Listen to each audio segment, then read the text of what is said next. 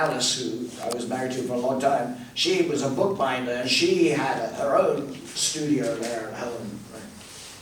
And the place was full of like razor blades and guillotines. And I always was amazed that these children all had their fingers still extended at the end of all of that. Right?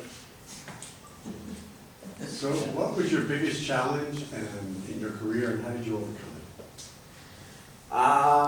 Well, when I first got out of art school, we had a guy called Norbert Linton who was head of the art history department, and he was a big writer on art history, and he was the Guardian's art critic, and he was a very, big figure in London at the time. And I didn't know him that well actually in art school, but he came up to me at the end of, just as we were graduating, and said, well, there's this big gallery on the river on the south bank of the Thames that the building was a new building at that time, and it was in the brutalist concrete style, which, if you're familiar, looks like a gun emplacement from World War II. It's that sort of like very no ornamentation at all, just like big slabs of concrete. And they said, nobody can find the front door of this place. It's a big public gallery, but everybody's having a hard time finding it. So we're going to put some sculptures around it to try and make this thing look like it's at least an art establishment, And so I proposed a tower sculpture in neon. That was actually one of the first neon pieces I ever did. And it was, I had proposed it like 30 foot high, and then they assigned an architect to come and work with us, and he said, I think you should make it 50 foot high, and we stuck it on the roof of the building, so it was already 70 feet up at that point. So it was 120 feet off on the edge of the river in a very dark place. I mean, it wasn't really much going on in the way of lighting there at all. And so I,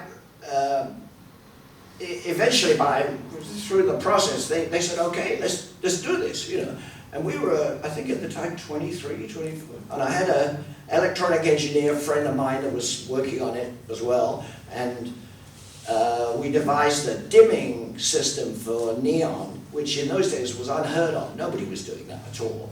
And he came up with this idea on his kitchen table. I mean, he made it literally, This is way before you could buy a computer, by the way. You could buy a calculator in those days for £50, like $100. You could buy a calculator that could remember one number,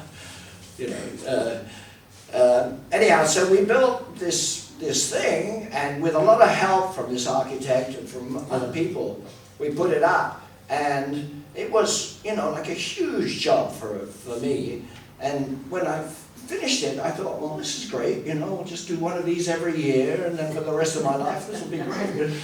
That's the last big job like that I had, pretty much, I've done a few others, but it was a big gap after that, But the process of looking after that, because it's electronic, it needs a certain amount of care and attention, and I tried to explain to this art gallery that really you've got to maintain this, you've got to bring somebody in every now and then and tweak this and keep it going.